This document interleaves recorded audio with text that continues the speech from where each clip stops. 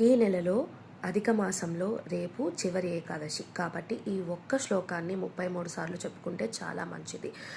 ఈ నెల అధిక మాసం పురుషోత్తమ మాసం అని కూడా అంటారు. విష్ణుమూర్తికి ఎంతో ప్రీతికరమైన మాసం. విష్ణుమూర్తిని పురుషోత్తముడు అంటారు కాబట్టి ఈ మాసానికి కూడా పురుషోత్తమ మాసం అని కూడా పేరు వచ్చింది.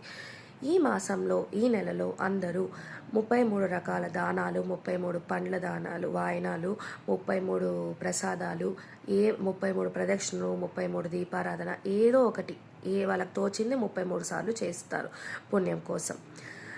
ఇంకా విష్ణు సహస్రనామ పారాయణం, భగవద్గీత పారాయణం కూడా చాలా మంచిది. ఓం నమో నారాయణాయ, ఓం నమో భగవతే వాసుదేవాయ కూడా 11 టైమ్స్ నుంచి 108 టైమ్స్ చెప్పుకుంటే కూడా చాలా మంచిది.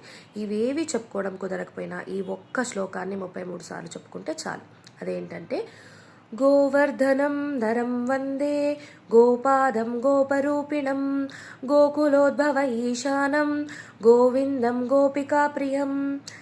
రేపు ఏకాదశికి ఇది ఎవ్వరూ మిస్ అవ్వద్దండి. అందరూ 33 సార్లు చెప్పుకోండి. థ్యాంక్స్.